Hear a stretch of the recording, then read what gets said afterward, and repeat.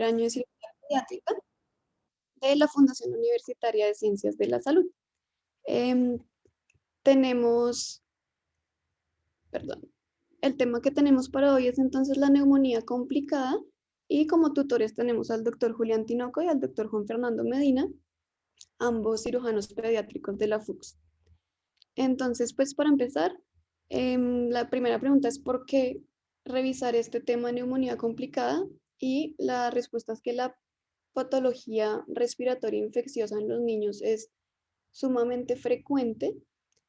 Basta, digamos, con mirar en las épocas de pico respiratorio, los servicios de urgencias, de UCI, de hospitalizaciones, van a estar llenos de niños con cuadros respiratorios y con neumonía. Entonces es importante saber que en estos casos algunos pueden presentar ciertas complicaciones que es importante pues, saberlas identificar, diagnosticar y manejarlas. Entonces, para la charla de hoy, vamos a abordar tres complicaciones que son el neumatocele, el absceso pulmonar y el derrame pleural con el empiema, haciendo pues mayor énfasis en este último. Entonces, para empezar, pues unos datos muy puntuales o generalidades muy puntuales acerca de la neumonía como tal. Entonces, en cuanto a epidemiología, es la primera causa de hospitalización y de consulta en los niños, presentándose de 0.03 episodios por niño al año, con una incidencia de 30 a 40 casos por cada 100.000 niños. Aquí es importante tener en cuenta que estos datos son principalmente de Estados Unidos y de Europa, y hay que saber que en países en vía de desarrollo como el nuestro, estos datos pueden aumentar hasta 10 veces. Y un dato no menor es que la neumonía puede causar hasta cerca de 2 millones de muertes al año en los niños menores de 5 años. En cuanto a la etiología, pues vamos a poderla dividir por grupos de edad. Entonces, en los niños mayores de 2 años, el principal germen que causa la neumonía va a ser el Streptococcus pneumoniae, que ha venido disminuyendo gracias pues, a los esquemas de vacunación. En niños menores de 2 años, la etiología va a ser principalmente de origen viral con el virus sincitial respiratorio, pero es importante saber que hasta en el 25% de los casos podemos no identificar el agente causal. Entonces, ya entrando pues en cuanto a las complicaciones, como mencioné al principio, vamos a hablar del neumatocele, del absceso pulmonar, del derrame pleural y el empiema. El énfasis de estas últimas complicaciones se da porque son las complicaciones que probablemente vamos a encontrarnos con mayor frecuencia y de la cual nosotros como grupo de cirugía pediátrica vamos a tener como mayor intervención. Entonces, lo primero que vamos a revisar es el neumatocele. El neumatocele se define como la formación adquirida de paredes delgadas de contenido aéreo. Estas se desarrollan en el intersticio pulmonar y usualmente se dan posterior a una lesión o a un proceso inflamatorio, como en el caso de las neumonías. La razón por la que se presenta este neumatocele es por necrosis alveolar o bronquiolar y se pueden presentar tanto únicos como múltiples. En esta primera imagen vemos entonces una radiografía en donde en la parte superior del emitor izquierdo vemos una lesión bien delimitada de paredes delgadas y de contenido aéreo. En cuanto a su epidemiología, se presentan 2 al 3% de las neumonías. La mayoría de las veces van a ser secundarios a Staphylococcus aureus y se suelen diagnosticar 2 semanas después del inicio de la neumonía. Importante saber que estos neumatoceles, la gran mayoría van a cursar asintomáticos. Y aquí tenemos otro ejemplo de un neumatocele, esta vez en el hemitórax derecho, parte superior. En cuanto a su clasificación, pues realmente no existe una clasificación como tal 100% validada, y esto se debe a que tampoco hay muchos estudios en cuanto al neumatocele. Uno de los estudios, digamos que más grandes que se han realizado, se hizo en el año 2005 en Turquía y fue publicado por el Journal of Pediatric Surgery, en donde ellos trataban como de generar una clasificación del neumatocele y con esto orientar pues hacia el manejo que se les debía dar. Entonces ellos clasificaban el neumatocele como simple o complicado El simple eran aquellos neumatoceles asintomáticos que tenían buena tolerancia, que tenían un tamaño menor del 50% del hemitórax y que no generaran atelectasias.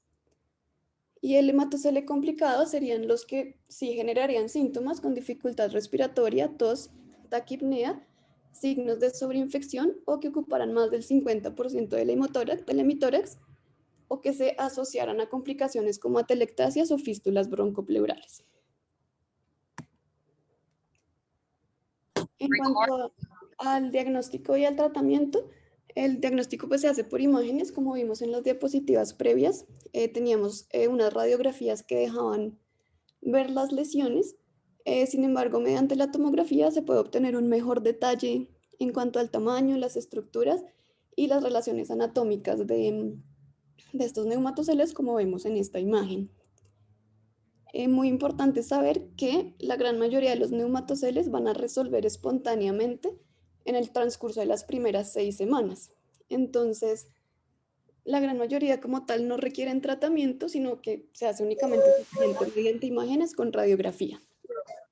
En caso de que se presenten complicaciones o que no haya resolución del mismo, sí pasaríamos ya a un manejo quirúrgico en caso de que haya neumotórax, pioneumotórax, fístulas broncopleurales, compresión de estructuras adyacentes y por ende colapso cardiopulmonar.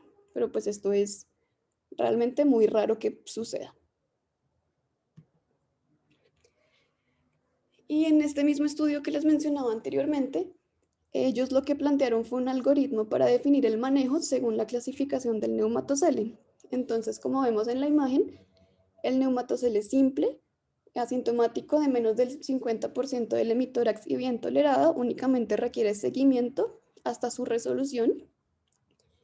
El neumatocele complicado, sintomático persistente mayor al 50% del hemitórax con atelectasia o fístula, va a requerir un drenaje percutáneo guiado por imagen y si esto no lo resuelve requeriría ya una cirugía resectiva. Y en caso de tener un neumatocele complicado con un absceso pulmonar, también referían que requería cirugía resectiva. Eso en cuanto al neumatocele, ya pasando a hablar sobre el absceso pulmonar. Entonces, el absceso pulmonar pues, es una condición infecciosa que va a destruir el parénquima pulmonar porque va a generar cavitaciones y necrosis central con paredes gruesas de material purulento. Es decir, son, como en la imagen, colecciones en el parénquima pulmonar que se van a llenar de pus. Estos abscesos se pueden clasificar en primarios o secundarios. Los primarios son los que se presentan en niños completamente sanos, sin comorbilidades, sin ningún antecedente de importancia. Y los secundarios se presentan en niños con compromiso de base o con patologías adicionales y comorbilidades. En cuanto a la epidemiología del absceso pulmonar, va a tener una incidencia del 0.7 por cada 100.000 admisiones al año. Los gérmenes involucrados van a ser los mismos que causan la neumonía, entonces tenemos el Streptococcus pneumoniae, el Staphylococcus aureus, E. coli, Klebsiella pneumoniae y este último sobre todo en los abscesos secundarios en niños que tienen un compromiso de base. Los abscesos se pueden presentar a cualquier edad, pero sí se ha visto que la morbilidad es mayor en los adultos que en los niños. Y hay algunos factores de riesgo, factores que predisponen a la formación del absceso, que son las inmunodeficiencias, los estados de inmunosupresión o las condiciones neurológicas. Y estas son muy importantes porque predisponen a que haya una broncoaspiración del contenido gástrico, que es lo que generaría, digamos que la fisiopatología de estos abscesos. En cuanto a la historia, unos puntos como muy puntuales de lo más importante. Entonces, desde el siglo XVII, Bonnet describió por primera vez 2 abscesos pulmonares que fueron curados exitosamente mediante un drenaje externo. Luego, en 1930, Neuhoff y Tourov reportaron buenos resultados también con drenaje quirúrgico. Entonces, hasta ahí, el manejo principal era quirúrgico. Y a partir de 1940, con la aparición pues, ya de los antibióticos, hubo una dependencia casi total al manejo antibiótico, que es la que se mantiene hasta el día de hoy. En cuanto a la patogénesis, pues por un lado tenemos, como les mencionaba, la aspiración del contenido gástrico sobre todo en niños que tienen una patología pues, neurológica de base, o se puede presentar también como complicación de la neumonía bacteriana, pero como les mencionaba, pues esto sucede menos comúnmente en niños que en adultos. Importante en estos casos, si estamos frente a un absceso pulmonar, sospechar o buscar anomalías congénitas de base, anomalías congénitas pulmonares, como las MAC, el enfisema, el secuestro pulmonar, ya que podrían como que predisponer a la formación de los abscesos. Importante también saber que la mayoría de los abscesos se ubican en la periferia de un segmento o de un lóbulo, lo que los hace ser como más propensos a ser drenados mediante un drenaje percutáneo. En cuanto a la clínica, entonces, pues vamos a tener niños que presentan tos, fiebre, taquipnea, disnea, dolor torácico, hemoptisis y adicionalmente pueden tener pérdida de peso y anorexia. En los niños que son un poquito más grandes, que ya tienen la capacidad como para expulsar secreciones, podemos tener esputo purulento y el examen físico vamos a encontrar ruidos respiratorios disminuidos y mate a la percusión del área afectada. El diagnóstico nuevamente sería por imágenes. En la primera tenemos una radiografía de tórax en donde vemos una cavidad que se diferencia del neumatocele porque tiene niveles hidroaéreos como vemos en esta imagen. Y nuevamente el diagnóstico se confirma mediante la tomografía, pues es un mejor método diagnóstico que nos da más detalles en cuanto a su contenido, su tamaño y sus relaciones anatómicas. El tratamiento, pues el pilar del tratamiento de los abscesos pulmonares es el manejo antibiótico, manejo médico. Se puede hacer con penicilina más clindamicina o cefalosporinas de tercera generación. Y lo que se recomienda o lo que se sugiere es un manejo intravenoso por 2 a 4 semanas, seguido por un curso de manejo antibiótico oral por 6 a 8 semanas. Únicamente en niños que estén muy comprometidos, que no mejoren con el manejo antibiótico, se pensaría ya en un drenaje percutáneo, pero pues nuevamente reitero que el tratamiento como pilar del tratamiento es manejo médico con antibiótico intravenoso y después antibiótico oral. Y pues la mortalidad de los abscesos pues es relativamente baja con un 5%.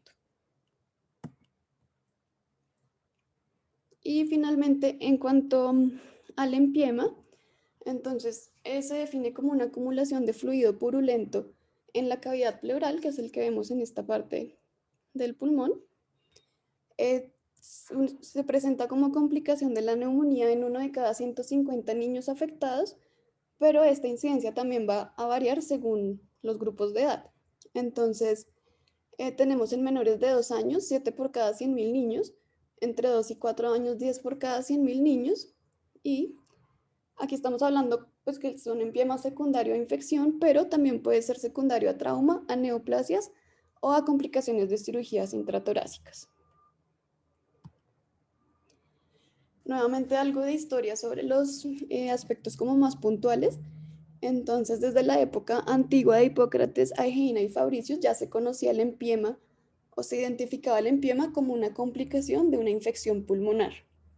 En el siglo XVI, Paré evacuó manualmente un hematoma pútrido en un soldado francés y a partir de 1889 y 1891, Coster y Fowler realizaron la decorticación formal o el manejo quirúrgico de estos empiemas.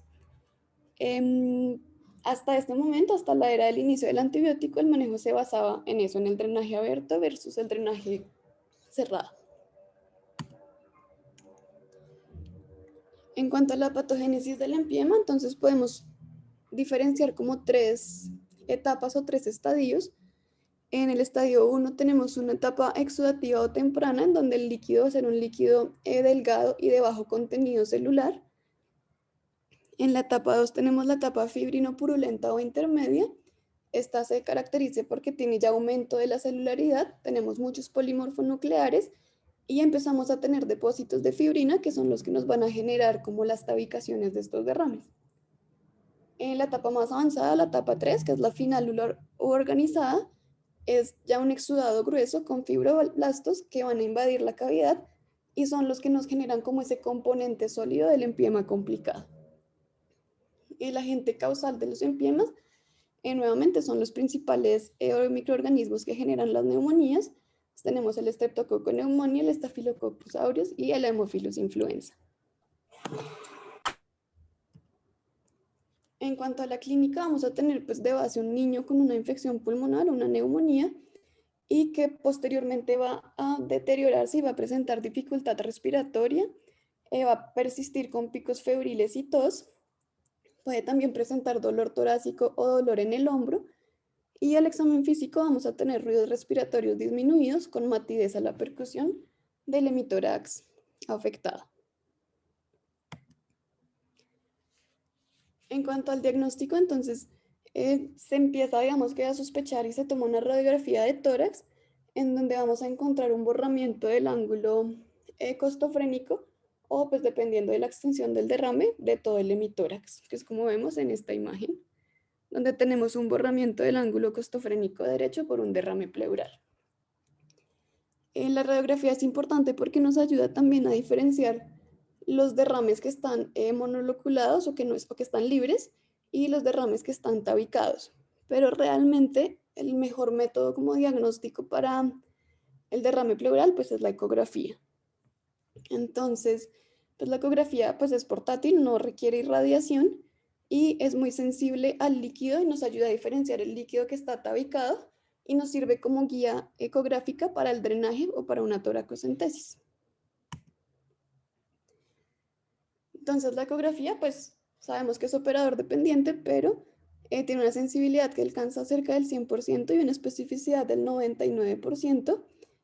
Es muy útil porque detecta volúmenes muy pequeños de líquido, entonces puede haber desde 5 cc de líquido y se puede calcular el total del volumen mediante algunas fórmulas, midiendo, por ejemplo, el grosor lateral de la columna de líquido.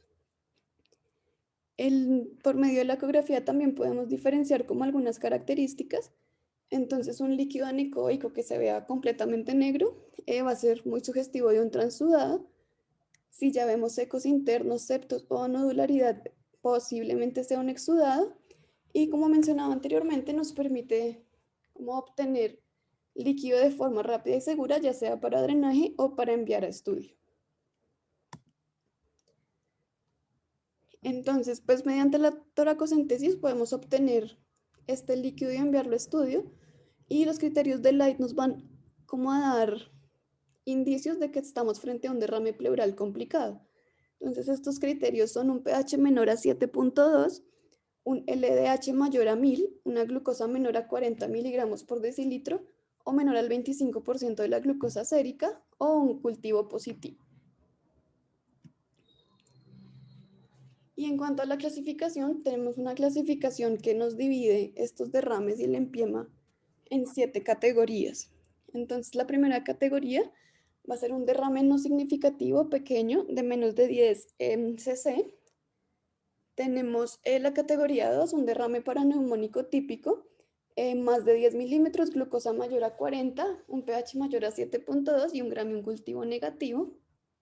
En la categoría 3 tenemos ya un derrame paraneumónico complicado, lo que ellos llaman limítrofe o borderline.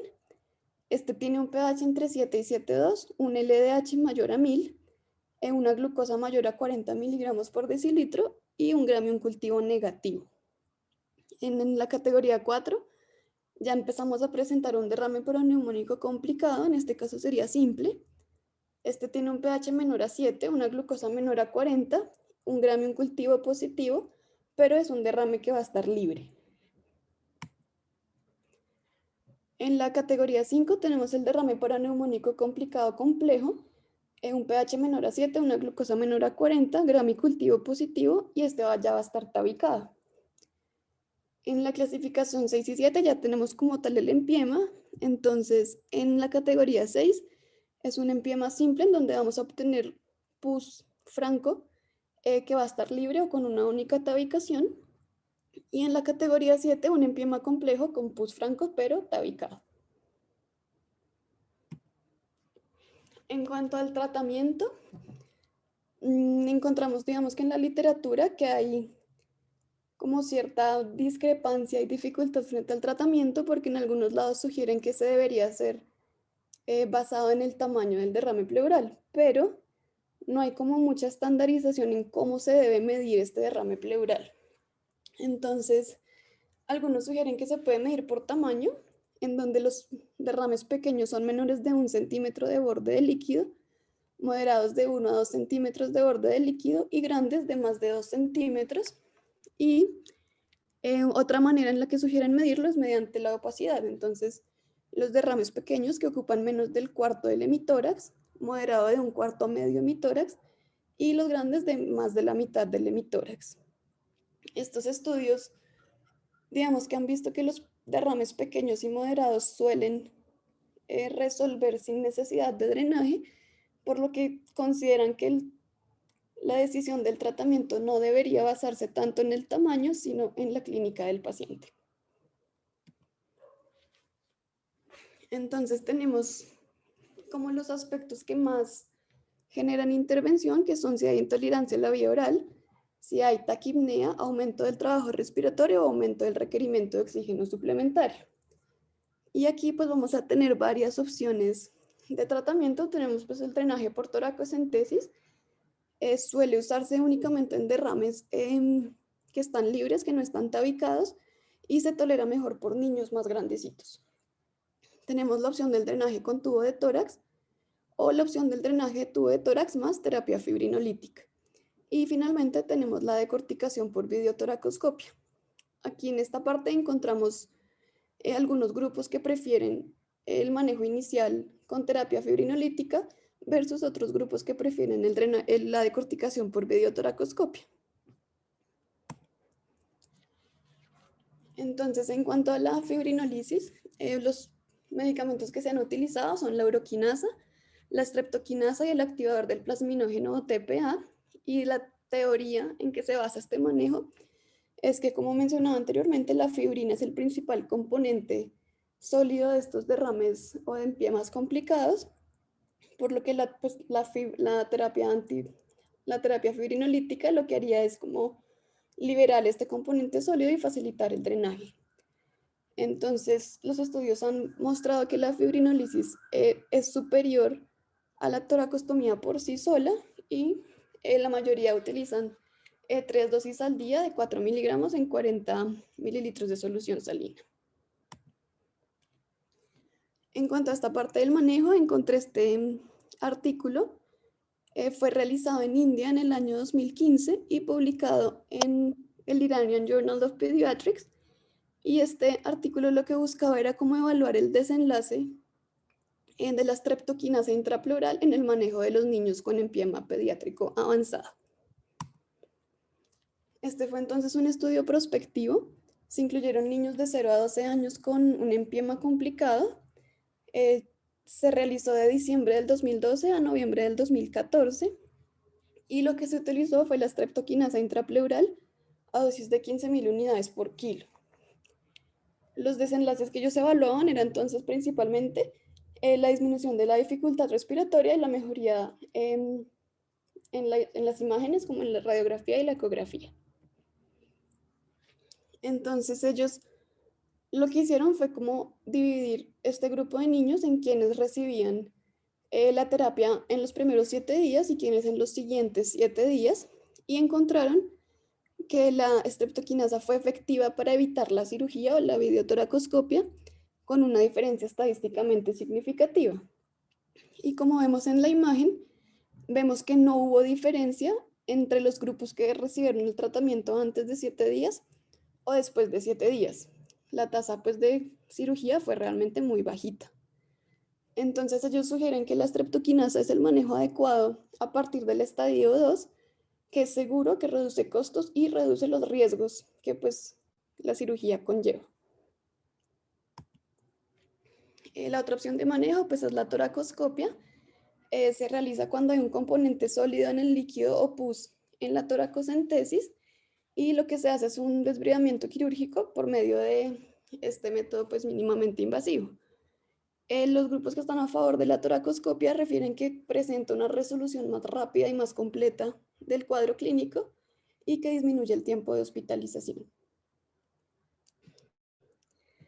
Entonces, este es un algoritmo que encontramos en la literatura como tal, en donde los empiemas que están tabicados o que tienen más de 10.000 glóbulos blancos van a recibir primero manejo con tubo de tórax y 3 dosis de fibrinolisis, en este caso con activador del plasminógeno. Y los niños que tenían como disminución del drenaje pero que no mejoraban clínicamente eran llevados otra vez a ecografía o a tomografía.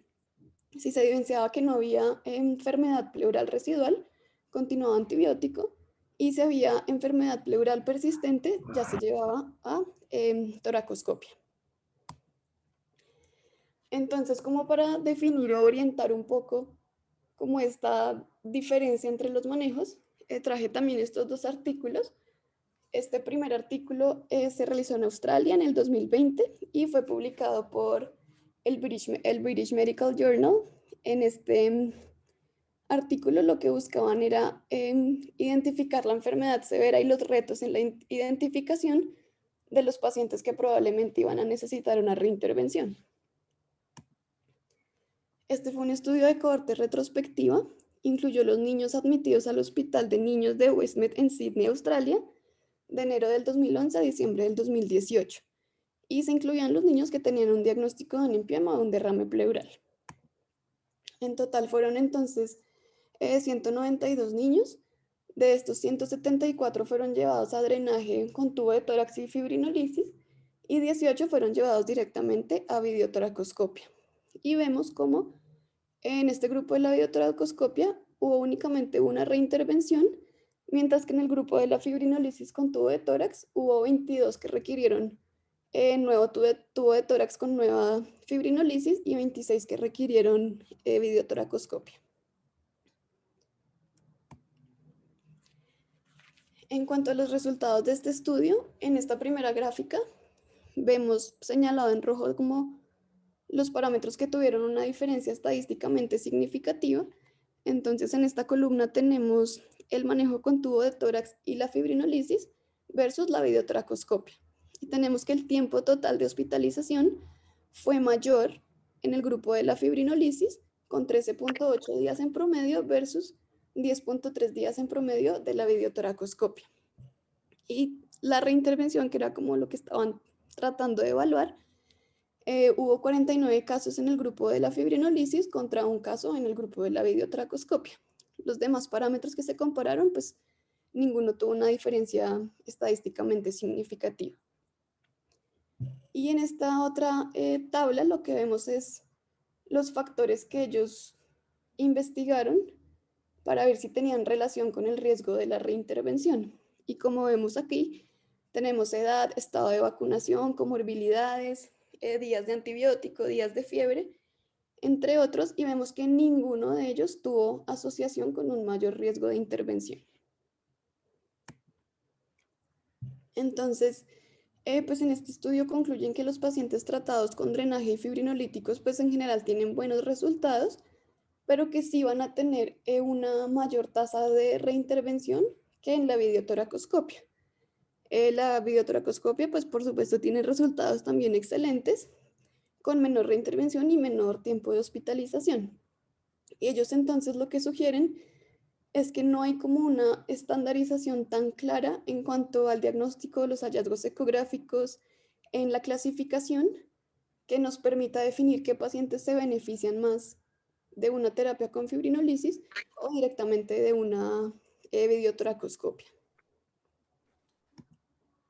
Y este último estudio fue publicado en el Journal of Pediatric Surgery en el 2020, fue realizado en Estados Unidos, y lo que ellos evaluaban era la frecuencia que viene en descenso del uso de la decorticación mediante toracoscopia para los niños con empiema. Entonces, este fue también un estudio retrospectivo, septiembre del 2014 a marzo del 2019. Se incluyeron en total 48 pacientes con diagnóstico de empiema y se trataron según este protocolo modificado, que es muy parecido al que mostraba en el algoritmo de la literatura. Entonces, los niños con empiema con tabicaciones y más de 10.000 glóbulos blancos, se les pasaba un tubo de tórax de 12 French y se les ponían 3 dosis de fibrinolisis con activador del plasminógeno. Aquí nuevamente los niños que presentaban descenso del drenaje sin mejoría clínica eran llevados a ecografía o tomografía. Si la enfermedad pleural residual era muy limitada, pues se continuaba el manejo antibiótico o se reposicionaba el tubo. Y los que tenían enfermedad persistente, en este caso consideraban repetir otra vez el esquema de fibrinolisis. Al final, ellos lo que evaluaban también era cuántos de estos pacientes que inicialmente se trataron todos con fibrinolisis iban a requerir videotoracoscopia. En este caso, entonces, la terapia fibrinolítica fue la primera en línea en todos los pacientes. En promedio se utilizaron 3 dosis de activador del plasminógeno. Los niños tuvieron un promedio de duración del tubo de tórax de 5 días y únicamente 2 pacientes fueron llevados a videotoracoscopia. Con esto ellos pues refieren o sugieren que la decorticación por videotoracoscopia cada vez se usa menos o se necesita menos en niños con empiema, que el manejo quirúrgico debería ser como una segunda opción y se debería iniciar primero con el drenaje con tubo de tórax y la fibrinolisis. Esto hace pues que se eviten las complicaciones de la cirugía en los niños y en este caso pues refieren que disminuya la estancia hospitalaria. Entonces pues en cuanto a conclusiones, sobre todo como en referencia al tratamiento, en cuanto al neumatocele del absceso pulmonar pues está realmente claro. El neumatocele pues la gran mayoría no requieren tratamiento, únicamente seguimiento por imágenes y el absceso pulmonar pues manejo antibiótico intravenoso seguido de antibiótico oral. Entonces aquí realmente tenemos es como la discrepancia en cuanto al manejo del empiema y pues pienso yo que se debe a que no hay como un claro protocolo en cómo se diagnostican, cómo se miden, cómo se clasifican para poder determinar realmente qué niños se benefician más del drenaje con tubo de tórax y fibrinolisis o la videotoracoscopia. Entonces, pues esto era como lo que traíamos para el día de hoy. Quisiéramos saber cómo sus experiencias frente al manejo de estos derrames pleurales y de estos empiemas, como para tratar de estandarizar un poco el abordaje que se les debe dar a estos niños. Perdón, Nicolás, ¿ibas a mencionar algo antes de que comencemos? No, profe, pues antes de la reunión habíamos hablado con Lina. Digamos que el tema en cirugía pediátrica específicamente, pues no lo he leído, pero por ejemplo, el tema lo revisamos en adultos hace como 15 días con el doctor Villate.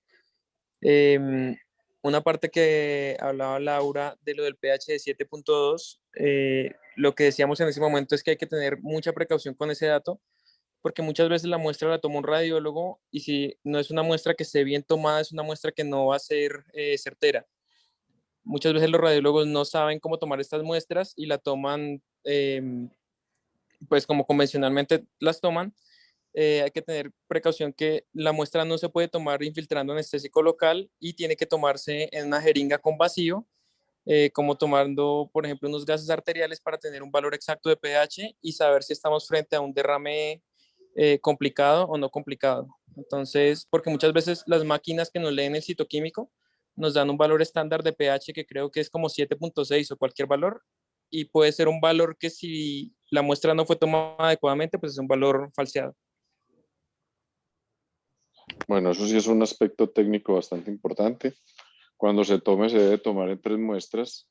Se debe tomar una muestra con anticoagulante, una muestra en tubo seco, estéril, y una muestra en jeringa de gases para enviar al laboratorio de la UCI, usualmente en nuestros hospitales. Eso es una parte técnica. Y del abordaje quirúrgico que hablaste con el doctor Villate.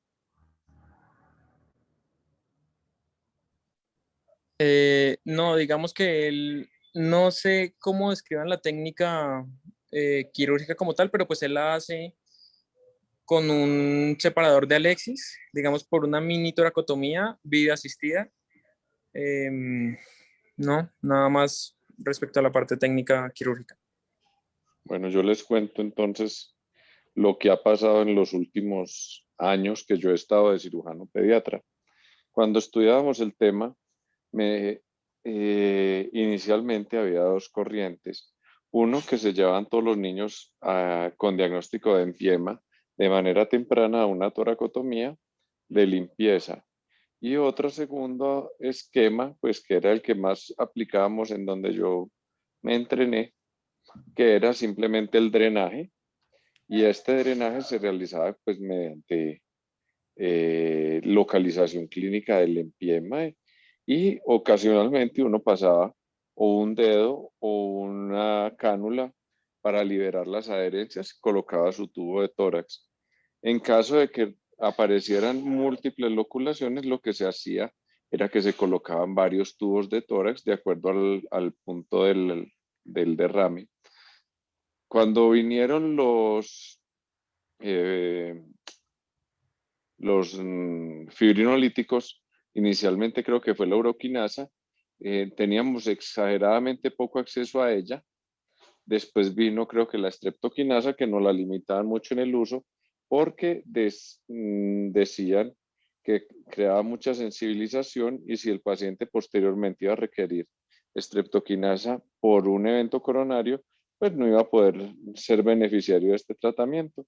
Y básicamente, durante 20 y pucho de años que llevo trabajando en cirugía pediátrica, hemos realizado el tratamiento con fibrinolíticos en una ocasión.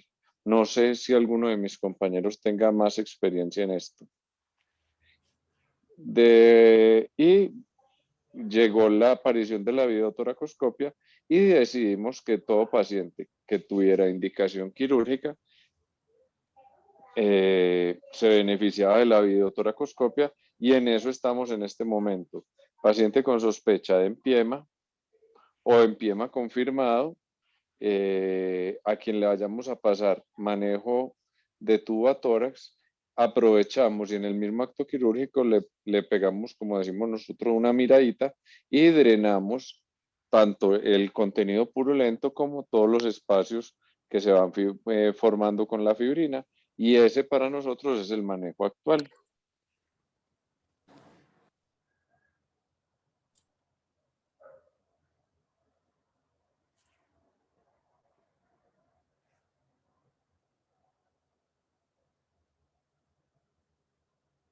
María Lucía, ¿qué nos Si usted puedes tiene contar tú? algún tip por ahí que nos pueda ofrecer a los residentes.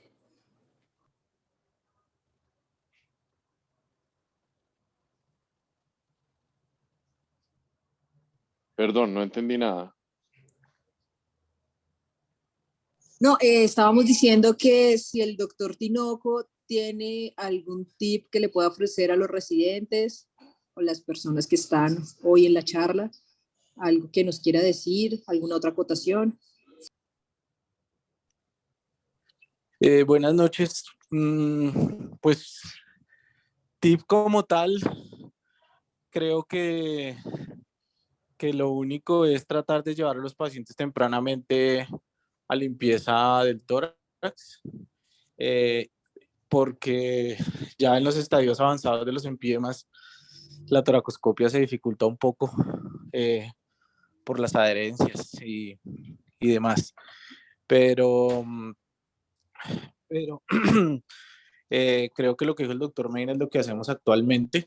La toracoscopia es un procedimiento seguro y fácil de realizar. En comparación con la toracoscopia de los adultos es un procedimiento videoasistido, nosotros es puramente toracoscópico. Pero no más, muy bien la charla, Laura, muchas gracias. Laura, muy agradecido por la charla, bastante esclarecedora. Recordar que el neumatocele y los abscesos pulmonares son de manejo eminentemente médico. Van a llamarlos de una manera bastante frecuente cada que en las unidades o en los servicios de hospitalización encuentren cavidades. Recordar que los abscesos pulmonares y las cavidades residuales de aspergilosis, que ya no se ven casi nunca, se ven prácticamente igual y el manejo es diferente.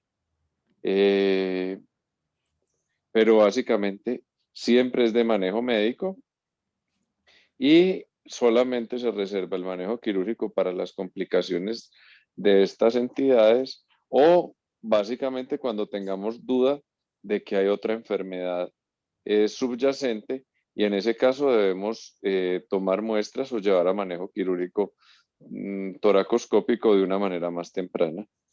Muchas gracias, Laura. Muchas gracias, profe. Bueno, muchísimas gracias, Laurita. Excelente presentación. Al doctor Tinoco y al doctor Juan Fernando Medina también muchísimas gracias por los tips que nos dieron el día de hoy. Estaremos en 15 días nuevamente con otra de nuestras charlas. Muchísimas gracias a todos. Nos vemos en 15 días. Buenas noches, muchas gracias.